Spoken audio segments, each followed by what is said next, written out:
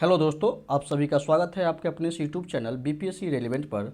आज हम लोग करंट अफेयर के सीरीज़ को आगे बढ़ाते हैं और वर्ल्ड्स और इंडियाज़ फर्स्ट को देखेंगे और जो भी इंपॉर्टेंट की अपॉइंटमेंट्स हुए हैं 2024-25 में विश्व स्तर पे और अपने देश स्तर पे भारत में, उसको हम देखेंगे। और ये काफ़ी हाई यील्डिंग करंट अफेयर्स रहेगा अपना 71वीं बीपीएससी प्रीलिम्स के लिए और जो भी आगामी परीक्षाएँ हैं उसके लिए आप इससे क्वेश्चन एक्सपेक्ट कर सकते हैं और क्वेश्चन आएगा ही आएगा, ये मैं दावे के साथ कर सकता हूँ। तो चलिए शुरू करते हैं हम लोग। और जूम कर लें।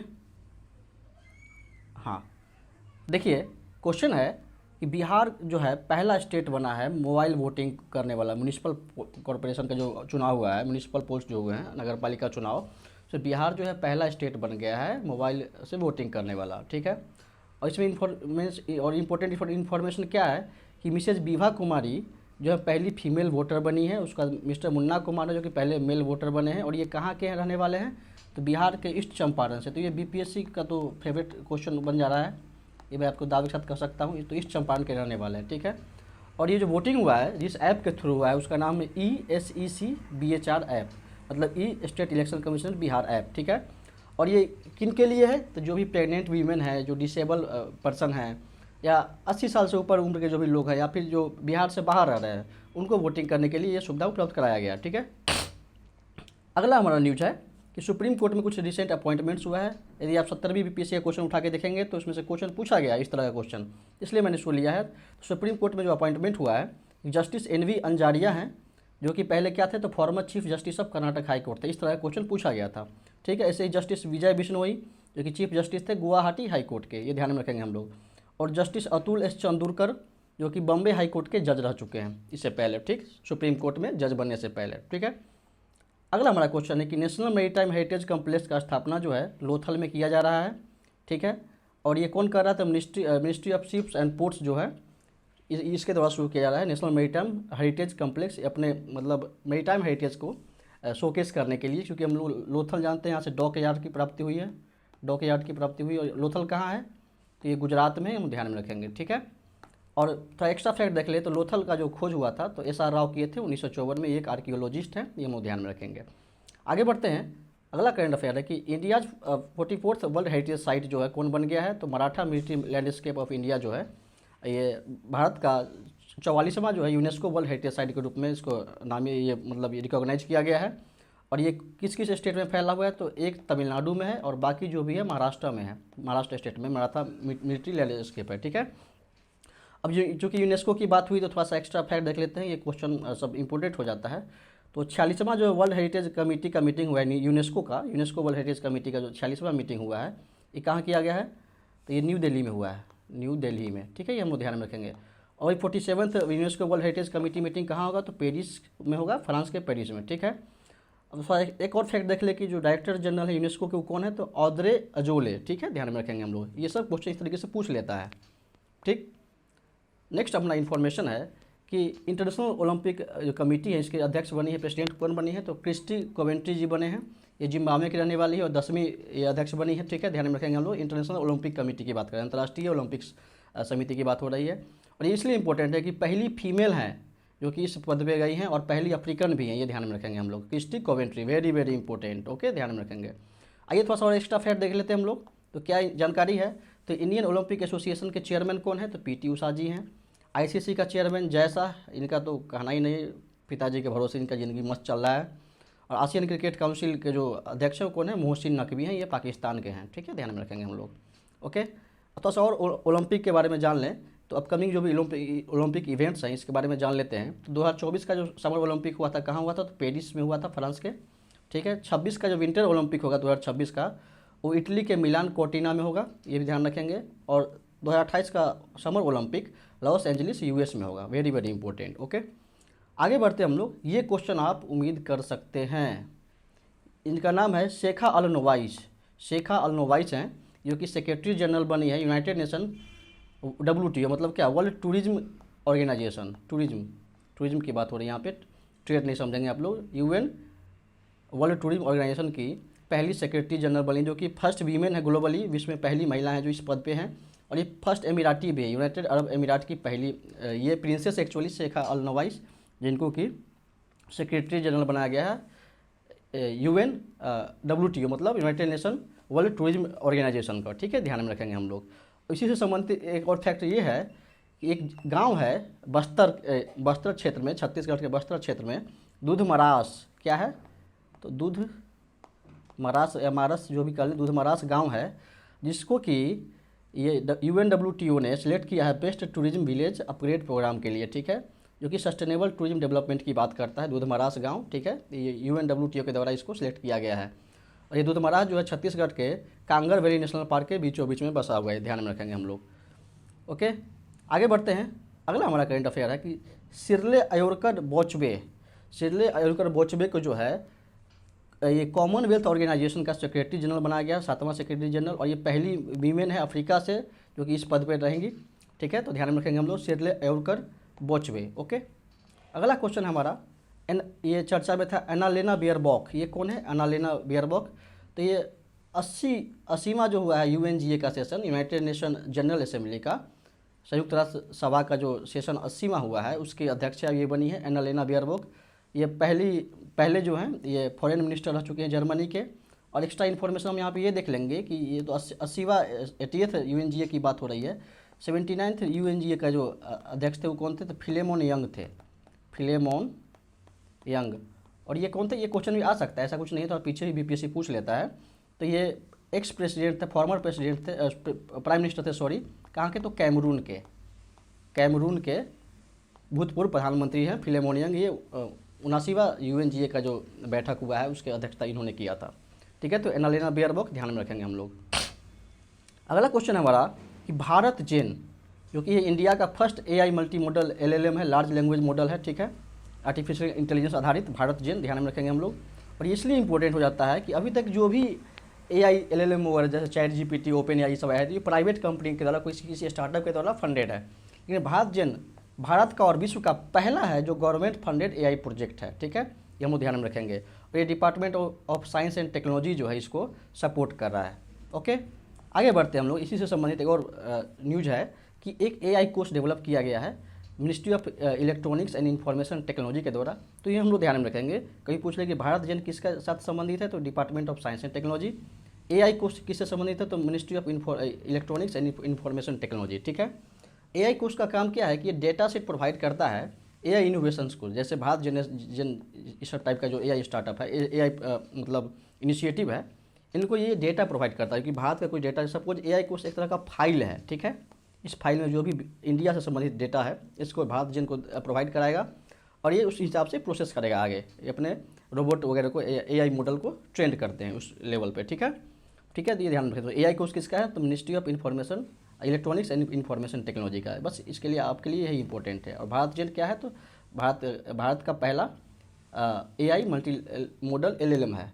इसी से संबंधित एक और न्यूज़ है सरबम क्या है, तो एक स्टार्टअप है बेंगलोर का, इसको सिलेक्ट किया गया है to build indigenous large language model के लिए इनको सरबम को सिलेक्ट किया गया है। ये एक स्टार्टअप है और सरबम ने क्या डेवलप किया है, तो सरबम ने जो है एक बुलबुल नाम का ये ऐप डेवलप किया है, text to speech model supporting 11 Indian languages, ठीक है। ये बुलबुल है जो कि मतलब कोई भी टेक्स्ट है उसको आप इसमें डाल देंगे तो ये आपको ये पढ़ के सुना देगा। स्पीच मॉडल है जो कि 11 भारतीय भाषाओं को सपोर्ट करता है। तो बुलबुल ध्यान में रखें किसने शुरू किया है, तो सरबम ने शुरू किया है। सरबम क्या है, तो बेंगलुरु बेस्ड स्टार्टअप है और ये टेक्स्ट टू स्पीच मॉडल है। ओके, ध्यान में रखेंगे हम लोग। अगला हमारा न्यूज़ है कि एक आर्टिफिशियल इंटेलिजेंस का स्पेशल इकोनॉमिक जोन भारत में बनाया जा रहा है। तो भारत का पहला AI का जो स्पेशल इकोनॉमिक जोन है ये कहाँ बनाया जा रहा है, तो नवा रायपुर छत्तीसगढ़ में, ध्यान में रखेंगे हम लोग। नवा रायपुर छत्तीसगढ़ में आर्टिफिशियल इंटेलिजेंस के लिए एक स्पेशल इकोनॉमिक जोन जो कि भारत का पहला SEZ होगा, इसको स्थापित किया जा रहा है। और अपना स्पेशल इकोनॉमिक जोन का एक्ट का कौन सा है, तो 2005 का एक्ट के तहत SEZ को लाया गया था, ठीक है, ध्यान में रखेंगे हम लोग। अगला न्यूज़ है हमारा कि नारी तरंगिणी ये भी चर्चा में था। ये क्या है, तो इंडिया का पहला जो है आयुर्वेदिक डायग्नोस्टिक डिवाइस है, ये भारत का पहला आयुर्वेदिक डायग्नोस्टिक डिवाइस है नारी तरंगिणी, ये न्यूज़ में था, ध्यान में रखेंगे। एक्चुअली होता क्या है ना कि जो भी आयुर्वेद मतलब ये लोग जो दिखाते हैं एलोपैथ छोड़ के जो अपना ये नस नाड़ी वगैरह चेक करके जो देखते हैं वत्त पित्त कफ ये सब जो चेक करते हैं, तो उसके लिए जो है ये 22 पैरामीटर को चेक करता है नाड़ी तरंगिणी, ठीक है। और इसलिए ये इंपॉर्टेंट हो जाता है कि आयुर्वेदिक डायग्नोस्टिक डिवाइस एक रूप से, ठीक है, नाड़ी तरंगिणी। आगे बढ़ते हैं। अगला हमारा क्वेश्चन है कि इंडस क्वांटम कंप्यूटर ये क्या है, ये चर्चा में था। तो भारत का मोस्ट पावरफुल क्वांटम कंप्यूटर है ये इंडस क्वांटम कंप्यूटर, ठीक है। इसको डेवलप किसने किया है, तो QPI AI के द्वारा डेवलप किया गया है, जो कि कर्नाटक में बेस्ड एक स्टार्टअप है, ठीक है। किसने डेवलप किया, तो QPI AI के द्वारा इंडस क्वांटम कंप्यूटर को, जो कि भारत का सबसे पावरफुल क्वांटम कंप्यूटर है, इसको डेवलप किया गया है। ओके, तो क्वांटम कंप्यूटर की बात है तो यहाँ से थोड़ा सा सुपर कंप्यूटर के बारे में लोग जान लेते हैं। सुपर कंप्यूटर के बारे में आप लोग जानते होंगे, सुपर कंप्यूटर। तो कभी आपसे पूछ ले कि विश्व का सबसे लार्जेस्ट और फास्टेस्ट सुपर कंप्यूटर कौन है, तो एल कैपिटन है। एल कैपिटन किसका है, तो US का है, USA का, यूनाइटेड स्टेट ऑफ अमेरिका का है। ये भारत की बात करें तो भारत का कौन सा है, तो ये भी जान लेते हैं हम लोग। तो भारत का है ऐरावत। ऐरावत जो सुपर कंप्यूटर है, सबसे फास्टेस्ट और सबसे लार्जेस्ट सुपर कंप्यूटर है भारत का। और ये जो है विश्व में 75वां स्थान रखता है, 75th रैंक इसका है वर्ल्ड में सुपर कंप्यूटर के मामले में, ठीक है। ये हो गया अपना। अब आगे बढ़ते हैं, थोड़ा सा क्वांटम कंप्यूटिंग विलेज की बात हो रही है। तो यहाँ पे क्वांटम कंप्यूटर विलेज जो है अमरावती आंध्र प्रदेश में जो है भारत का पहला क्वांटम कंप्यूटिंग विलेज की स्थापना की गई है, ध्यान में रखेंगे। कहाँ, तो अमरावती आंध्र प्रदेश में quantum computing village, very very important. आगे बढ़ते हैं, तो क्वांटम से ही संबंधित चीज़ है कि ग्लोबल क्वांटम चिप डेवलप किया गया है। कौन कौन सा, किसने क्या डेवलप किया, इसको देख लेते हैं। तो विलो चिप जो है गूगल के द्वारा डेवलप किया गया है। ये इंपॉर्टेंट हो जाता है, विलो और मेजोराना दोनों। मेजोराना 1 जो है माइक्रोसॉफ्ट के द्वारा डेवलप किया गया है, यहाँ से ध्यान में रखेंगे। M Majorana Microsoft, Willow chip Google का। ओके, आगे बढ़ते हैं। तो भारत का पहला जो है जीन एडिटेड चिप तैयार किया गया है, किसके द्वारा डेवलप किया गया है, तो Sher e Kashmir university of agriculture science है, इसके द्वारा जो है भारत का पहला जीन एडिटेड चिप ये बनाया गया है। और ये जीन एडिटिंग किस टेक्नोलॉजी पर आधारित है, तो एक क्रिस्पर कैस टेक्नोलॉजी होता है, क्रिस्पर कैस 9 टेक्नोलॉजी है। इसमें एक्चुअली क्या होता है कि जो भी आपका डिफेक्टेड जीन है, ठीक है, उसको यहाँ से ये कट कर देता है और यहाँ पे एक नया जीन इसको रिमूव करके नया जीन रिप्लेस कर देता है यहाँ पे, ठीक है। इस तरीके से आप मोटा मोटी लेवल लैंग्वेज में समझ सकते हैं, ठीक है। तो ये पहला जो जीन एडिटेड चिप है, इसको किसने तैयार किया है, तो Sher e Kashmir university of agriculture science, जो कि जम्मू एंड कश्मीर में है, ये ध्यान में रखेंगे हम लोग। और सेम यही यूनिवर्सिटी जो है भारत का पहला पश्मीना गोट जिसका नाम है नूरी, उसका जीन ये क्लोन किया था। पहला जो पश्मीना गोट है नूरी, इसका क्लोन जो है 2012 में Sher e Kashmir university and agriculture sciences के द्वारा बनाया गया था, ठीक है। अगला हमारा न्यूज़ है कि रूमी 1, ये क्या है, तो रूमी 1 जो है भारत का पहला रीयूजेबल हाइब्रिड रॉकेट है।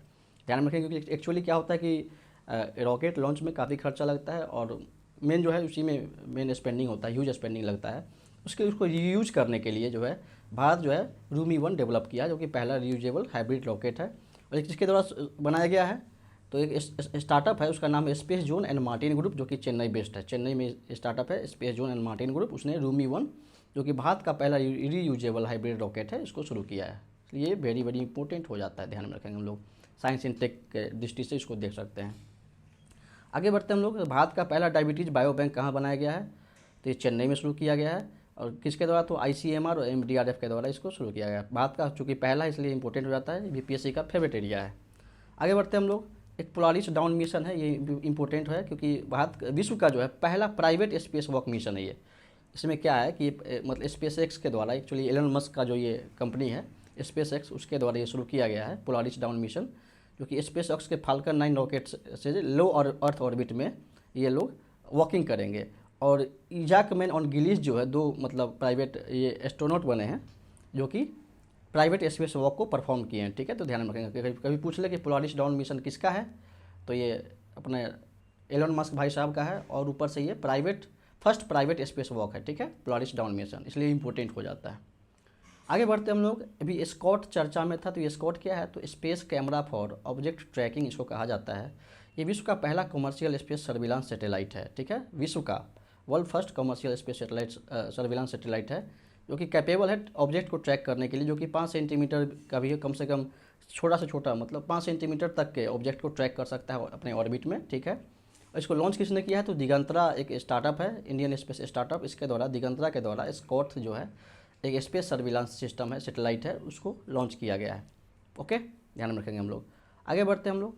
चर्चा में था संजय क्या है, तो बैटलफील्ड सर्विलांस सिस्टम है। ये डिफेंस मिनिस्टर श्री राजनाथ सिंह के द्वारा इसको ये लॉन्च किया गया था अभी संजय को।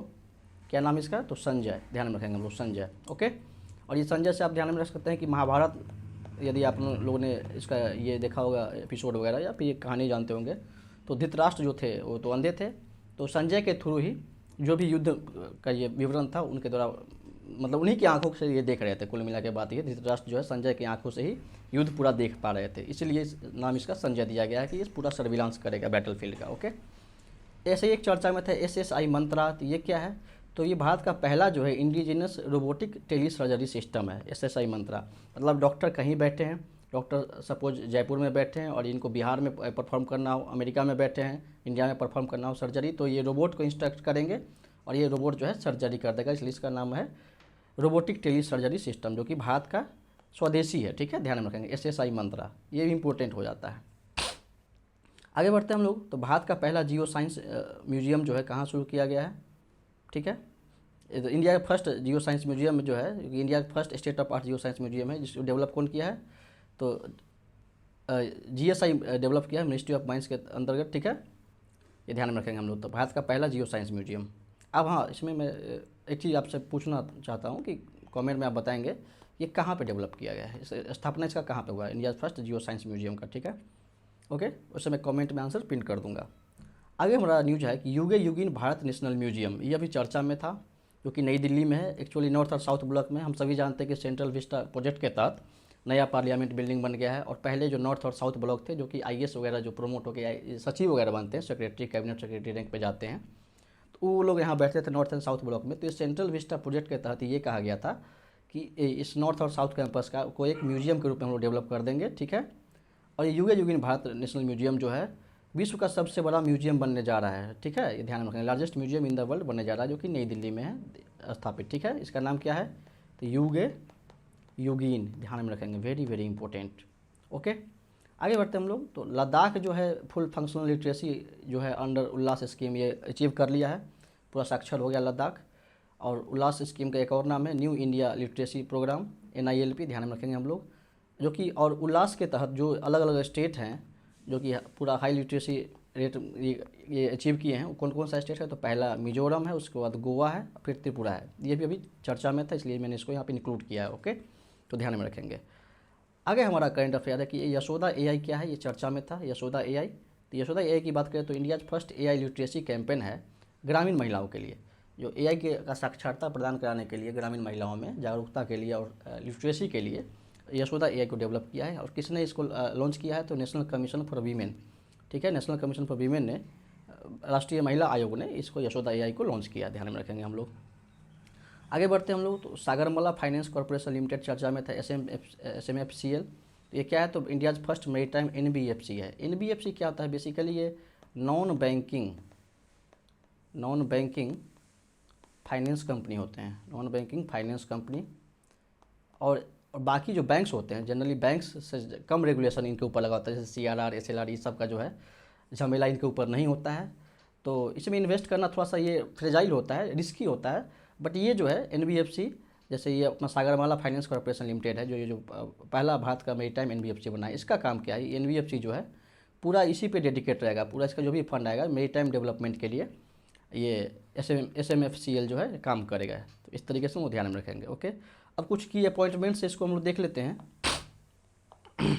तो श्री ज्ञानेश कुमार जो है 26वां चीफ इलेक्शन कमिश्नर बने हैं। ठीक है, और इलेक्शन कमीशन का आर्टिकल कौन सा है, आर्टिकल तो 324 से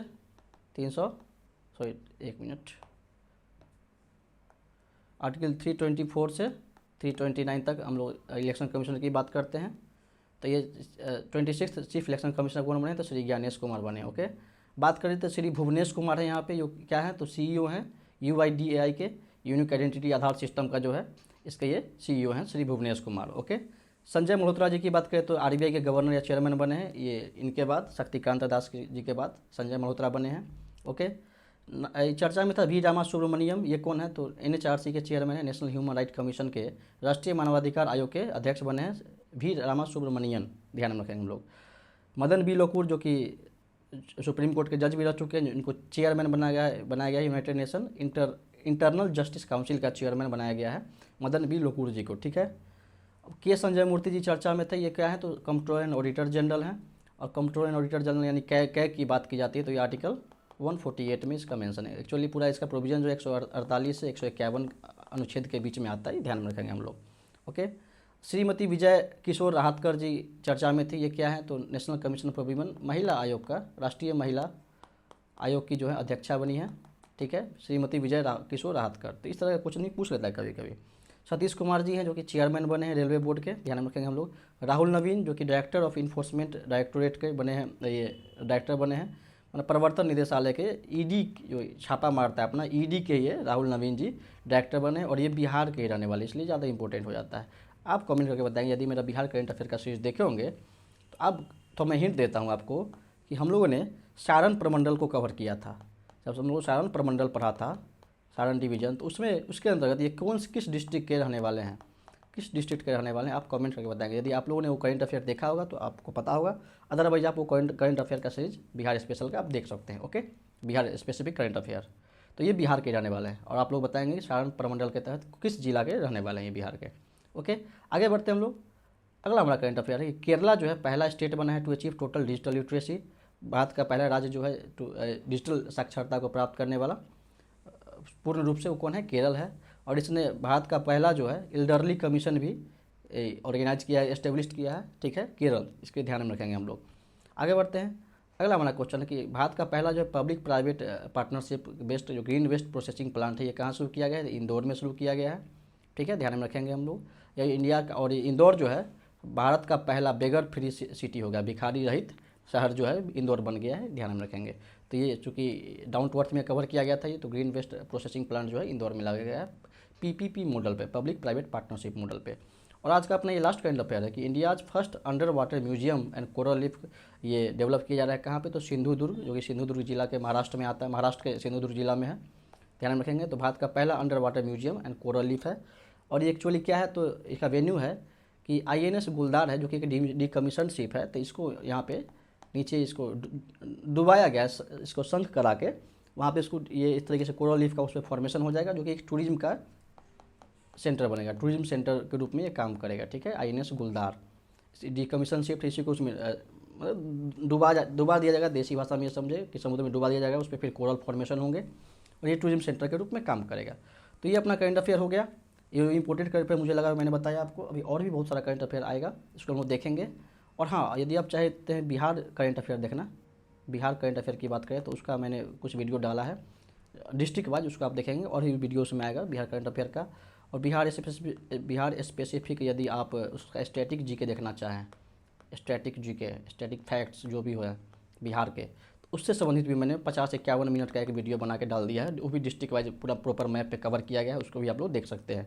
और कुछ मैंने मंथली करंट अफेयर भी कवर किया है। और अब BPSC PYQ देखना चाहते हैं तो उसके लिए भी मैंने अच्छा खासा वीडियो अपलोड कर दिया है with proper analysis and theme based, जो भी क्वेश्चन एक्सपेक्टेड है नेक्स्ट एग्जामिनेशन में उसके लिए। ठीक है, तो उम्मीद करते हैं कि आपको पसंद आया होगा, और ऐसे और भी करंट अफेयर्स आते रहेंगे, जो भी इंपॉर्टेंट इन्फॉर्मेशन होगा एग्जाम से संबंधित, जो आपके एग्जाम में क्वेश्चन सीधे वहाँ से पूछा जाए, इस तरह के मैं हाई यील्डिंग वीडियो लाने की कोशिश करूँगा।